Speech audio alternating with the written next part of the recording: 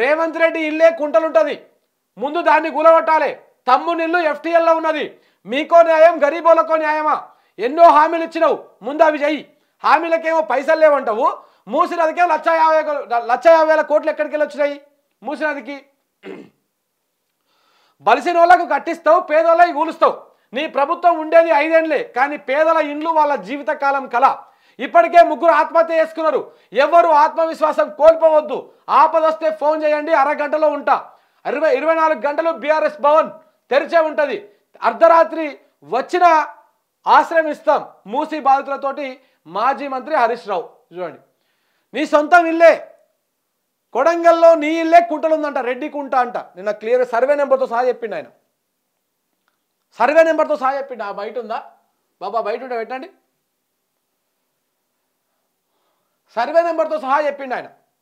1100 something ఏదో ఉంటుంది survey number. మరి ముందు ఆ ఇల్లు గులగొట్టు, ఎఫ్టీఎల్లో ఉన్నటువంటి నీళ్లు గులగొట్టు. అట్లనే ఆ కొండారెడ్డిపల్లిలో కూడా ఎఫ్టీఎల్లోనే ఉందని చెప్పేసి అంటుంటారు. ఆ ముందు నీ ఇల్లు గులగొట్టు. అలాగనే నీ అన్న ఇంటికి, తిరుపతి రెడ్డి ఇంటికి నోటీస్ ఇచ్చారు కదా దుర్గం చెరువులా, ముందు ఆ ఇల్లును గులగొట్టురి.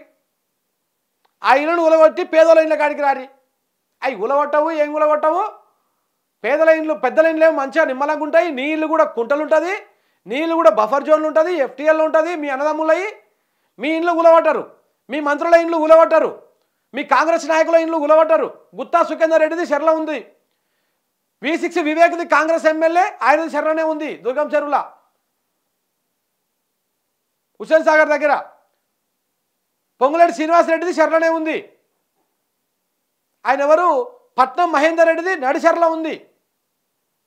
ఇవన్నీ గులగొట్టరు ఫస్ట్. అవి గులగొట్టినాక మిగతా వాటికి రారు, పేదల దగ్గరికి రారి. అవిటిని ముట్టుకోనిక చేత కాదు, చేతులు రావు, ధైర్యం లేదు, దమ్ము లేదు. కానీ పేదల ఇండ్లు మాత్రం గులగొడతాడు, వాళ్ళ రోడ్ల మీద వాడేస్తాడు.